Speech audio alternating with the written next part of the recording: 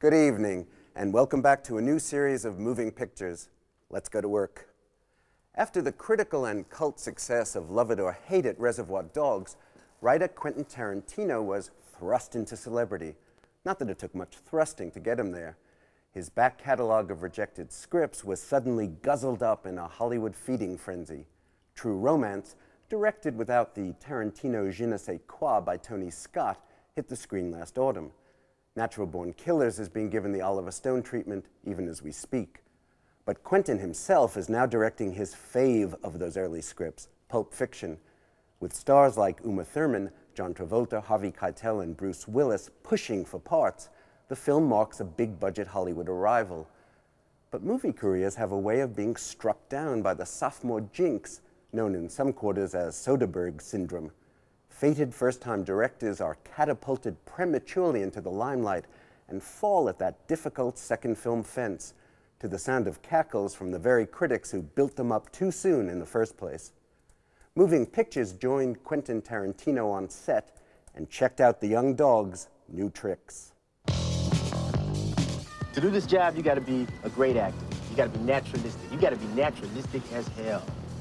Because if you ain't a great actor, you're a bad actor. And bad acting is bullshit in this job. What is this? That's an amusing anecdote about a drug deal. Things you gotta remember are the details. It's the details that sell your story.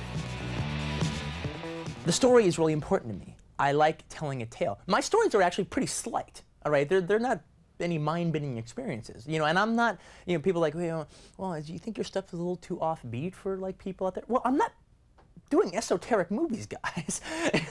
I'm doing genre, so far, you know, for these two movies, I'm doing genre pictures with tales that anybody can watch and figure out. All right, it's just I'm telling them in a little different way. All right, but I'm servicing the story. I'm proud of being a storyteller. What's the name of the chick who played Christy Love? Pam Grier. No, it wasn't Pam Grier. Pam Grier was the other one. Whoever it was, it doesn't matter. She looked exactly like Elois. Anne Francis. No, that was Honey West. Aunt Frances is white. Shut up. All right, I'm trying to tell a story here.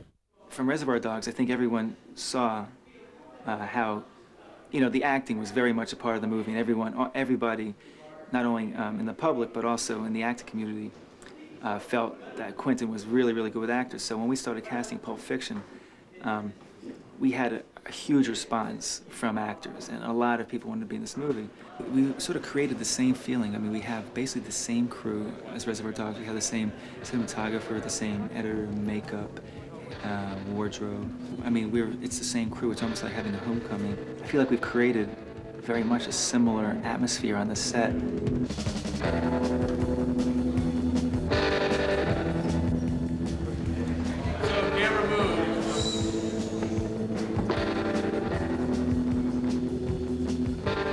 The only way to fly.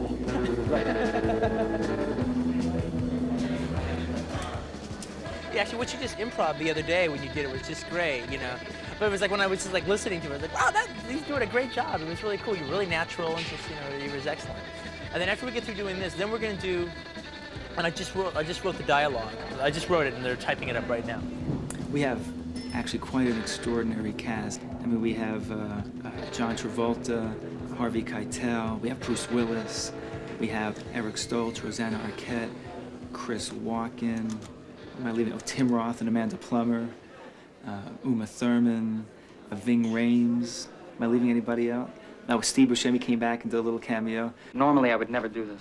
I mean, some of these actors get paid more than the budget of the movie. I mean, I don't need names, obviously. I mean, we all know who those actors are. However, on this particular movie, everyone wanted to work with Quentin, and the script was so wonderful, and people just wanted to dig into that dialogue. And just like the dialogue in Reservoir Dogs, where these actors have these long, long takes of incredible dialogue, the actors in this movie also have these long, interesting dialogues between each other. And it's great. It's just great material as an actor to dig their teeth into it, you know, which you don't get to do a lot in movies. And then me and you and Urban can like go away from here. Just do a read-through of the second part. So we just say the words, and then come in here and do the two-shot. Cool. The movie is it's a crime film anthology. It's 3 crime stories, all right, and the whole idea behind it. The initial jumping off point of the idea was to do like a movie that was sort of like the old Black Mask magazines, you know, where like a bunch of like, you know, old chestnut crime stories like, you know, put together. And I had the idea of putting the same characters in each story. It's like, you know, the characters kind of floated in and out of each story. But like the stories themselves would be like the oldest chestnuts in the world. You've seen them a zillion times, all right? The guy who's supposed to take out the boss's lady, you know, but don't touch her. You know, the boxer who's supposed to throw the fight but doesn't. And the third story is kind of like the opening 5 minutes of every other Joel Silver movie. You know, 2 hitmen go and kill somebody. We hang out with those 2 hitmen for the whole rest of the morning, and we see what else happens to them. So it's like, you know, starting with stuff you've seen a zillion times, but from there the trick is to go to the moon with it. Either like this, or let me see, maybe this might be the case because we got blocking from this blue thing here. Like can you go? This, I mean, we can go lower. In some ways, we're actually in some of a similar boat that we were in to Reservoir Dogs. Because in Reservoir Dogs, we were trying to make like a $1.5 million movie look like an $8 million movie. And we did. It doesn't look like a little like $1 million movie, all right? You know, it looks like about like an $8 million film, you know? Now we have $8 million, all right? And this is supposed to be an epic. It's an epic in structure and in scope and in intention and everything except budget.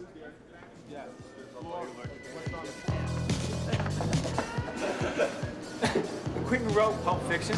Nobody wanted to make this movie. And I had to go like, how are we going to get this movie financed? Well, we better get some stars because no one's going to back Quentin. And you see now, people have been asking me, why do you keep bringing Lawrence with you? Why don't you work with like, you know, some real producers and everything? But yeah, you know what? Lawrence does what I say. Like Martin and Lewis. This set is the one thing that I gave myself that like, you know, that I actually like had money. You know, in the script, the way I described it. Jack Rabbit Slim's is the Big Mamu of these restaurants, either the best or the worst, depending upon your point of view. So it's like a stock footage on the wall and booths built in big cars.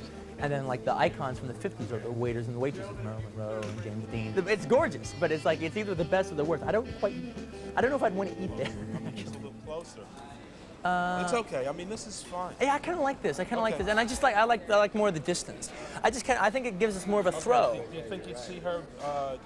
Let me talk to Marilyn. Let me see if I can figure out a way to, like, just cheat her just a little bit more to us. What about right here? Yeah, about right there. Let me be you for 2 seconds. Oh, sure. Be me. Want to borrow my dress? Come in. Like that, and then, you know, then I ask them a question. Anything else? Because like basically, you've walked by. Actually, that might not even be a bad thing to do. You walk, they call you. Okay, so offer some to him, and then just right. keep. And is this empty? Ready, great. That'd be cool. Okay, so actually, let me just see what it looks like through the camera, though. Okay. One of the best ways that Quentin is able to relay information to us visually is with the reference to films. When he was describing kind of what he wanted Jack Rabbit Slim's, the fantasy club, to look like, he said, well, kind of like there was a club in this old Elvis Presley movie, Speedway, which had cars with booths that people can come and sit in. So we went and we found that movie and we looked at that, and he said, now there's another very obscure Howard Hawks movie, Red Line 7000. It's a speed racing film, and they have a club that the car racers go to. Kind of make the club look like a combination of those two. That's his tool, his way of, I think he has looked at every film that's ever made, and that's the easiest way for him to relay visual information. A good, like, 4 out of all these, all right, are Roger Corman movies, because he is a genius, as we all know. He's the god of cinema. Whenever you say cinema, you have to say the name Roger Corman, just as, like, going on. Any film fan who knows a damn thing about movies knows that The Young Racers was the film that Francis Ford Coppola worked on as a sound man. And over here is probably my second favorite Corman movie after Rock All Night would be Machine Gun Kelly, starring Charles Bronson. I have seen all these movies. Daddy-O's not that good of a movie, but all the other ones I've seen. I don't consider myself a fanboy filmmaker. I mean, because it just like is very annoying. When I consider a fanboy filmmaker, I'll go see movies, and it's the whole movie is just about people talking about other movies. That's really boring. And you see it all the time in horror movies, you know, with like, you know, tell Detective Craven to come in here because Officer Romero is in trouble because Commissioner Kronberg is going ape, you know, and Mayor Argento finds out, you know, and it's just like, oh God, it gives me a headache. Shut up. I don't like to do it just to do it to be har, you know. You know, I hate that stuff. All right, everything, it has to work for the reality of the piece that I'm doing. Background, lots of energy, nothing special going on. You're all just talking among yourselves, laughing and joking and having a great time. And roll sound, please.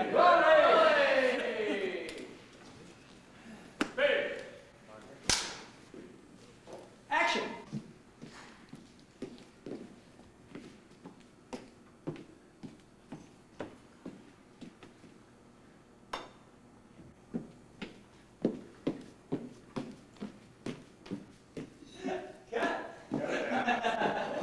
I'm never trying to be obvious. And actually, what's funny, anytime I obviously comment on a movie on it, it's so subtle, people who are in that movie don't get it.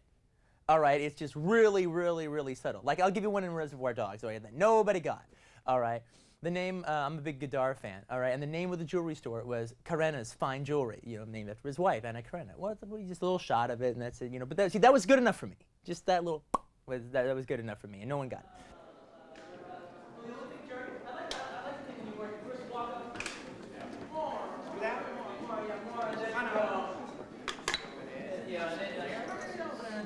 Great job, fine job, Ricky, and then like slow him down, and then we'll come up again after you get through.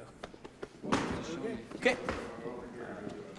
Thank you. Quiet, please. Rehearsal. Let's clear the bell. Is this a rehearsal? And playback. Action.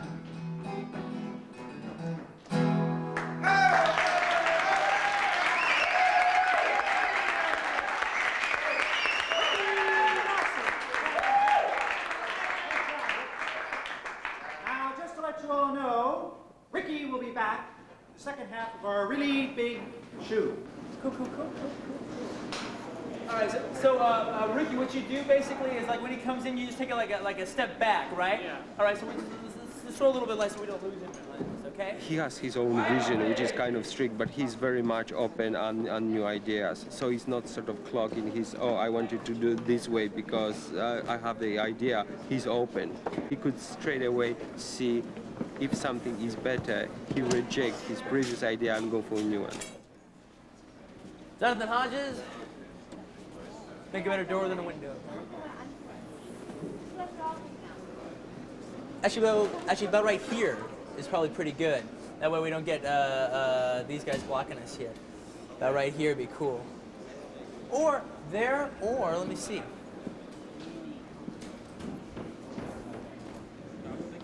Yeah, exactly. That's what I'm thinking. Yeah, I think from these, just above them, or maybe just get a piece of Yeah. Actually, I think I agree with you. I think this might be pretty. I think this might be the way to go here. I expect my stuff after the first movie to get mixed reviews, and in a way, that's kind of like a good mark for me because it's like that means that you're doing specific work. All right, it's not trying to be everything for everybody. A lot of times, the directors make bad movies for their second movie. All right, because part of the problem that exists, and I'm not going to name anybody, but like you can see it all the way down the line in so many people, and particularly if they've had an auspicious debut with a kind of an original movie, is what happens is they hit with some film that works stylistically and works dramatically. It engages you both stylistically and engages you dramatically, and they probably have somewhat of a quirky personality. They have somewhat of a style that is somehow unique, that really speaks to you. All right, so they get a chance to do a second movie. And what do? They get rid of the drama, they get rid of the story, they get rid of all that, all right, and just give you nothing but their quirky personality. There's two ways you can go on this job. My way or the highway. It's very funny because I'm making the movie right now, guys. I'm like right in the middle of it. I'm like not even halfway. I'm about halfway through shooting. So it's like discussions like this are kind of weird to have while I'm doing it, you know, because like normally I don't try to like get into super subtextual stuff, you know, until towards the end where then you pontificate on everything. You know? And everyone tells you what you were trying to do. That's excellent. Just keep it going, then it goes down and still, that was great. Except for like the press bringing it up every once in a while, the idea of the sophomore jinx never even like filters into my thought process. I think this movie is better than Dogs. I mean, I think it's the best script I've ever written. The real test of time isn't the Friday that it opens, or the way it's how the film is thought of 30 years from now. All right, and that's what I'm going for. Cut. That was great. That was great. Excellent. Excellent.